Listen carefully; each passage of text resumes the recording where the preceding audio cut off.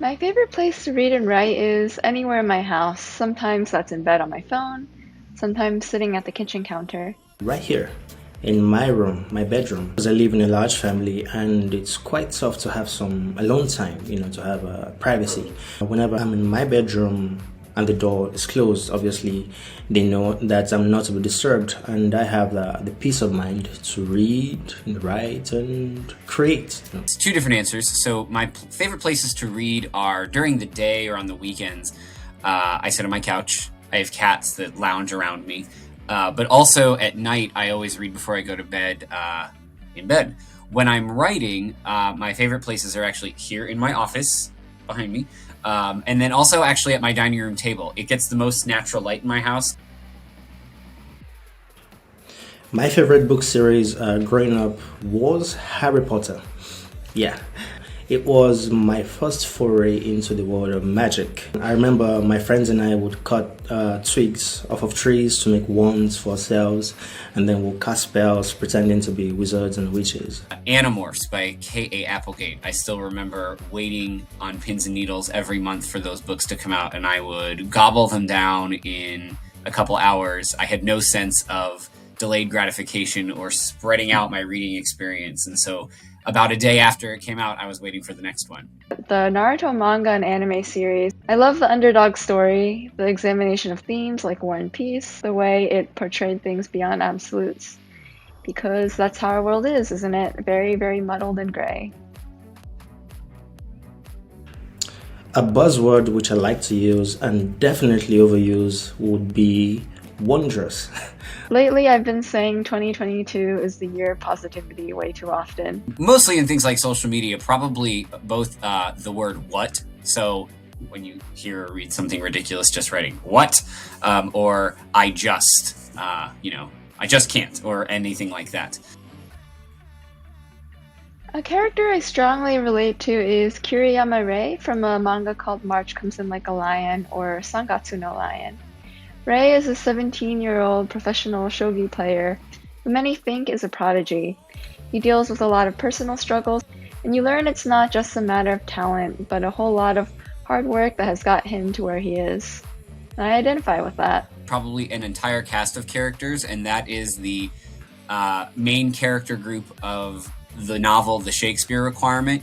It's about a goofy, defunct, dysfunctional English department, and as an English teacher who works in an unusual place, my colleagues within my department are not quite as dysfunctional as the ones in that book, but we deal with goofy, wacky administrative decisions and bureaucracy all the time, and so the frustrations they feel are frustrations that I often feel.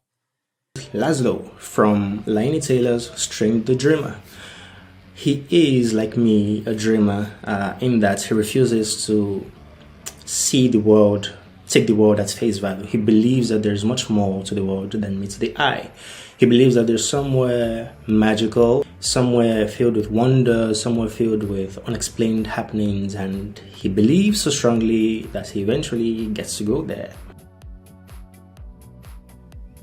The things that I think I've improved on the most as a writer are probably being able to think about and sustain the right level of vibrant, imaginative language throughout a piece of writing, throughout an entire story. For a long time, I would be very good at doing that very early on in a story, but then kind of tailing off and getting more absorbed in plot and moving action along than really focusing on creating these vibrant images for readers. In my description, both along descriptive passages of text and also in the sentence level stuff. It's actually what I get most complimented on by readers. They tell me they feel transported into the story, or that it paints a vivid image in their mind. Understanding what in the world I'm writing and want to write. When I first started, I was easily swayed by feedback. If a lit mag gave me a personal rejection with ways to improve, I'd immediately jump on it. These days, I rarely pay attention to it. Life is too short and writing is too subjective for me to get caught up in that. Of course, sometimes I'll chew on feedback if I find it useful, but most of the time it's like white noise. What makes me curious is searching for the extraordinary in the ordinary. Because I believe as humans we've been conditioned to label and classify everything, to have all the questions answered. And we live in the realm of rational thought. And I believe that if we squint just a little bit, if we look around the edges, then we may wander from the world as we know it into somewhere much more magical. A lot of things make me curious. Anime, other dimensions, black holes, other cultures' food practices, how people live in different places and countries, the history of things and people in my own family, magic, computer science, how machines of all types work, how complex surgeries are performed, cooking spices, the internet, Antarctica, and, well, really any country that's not the USA. The crazy, weird process of self-discovery. I went through a really strange period of trying to figure out who I was, and so I like to think about and recapture that.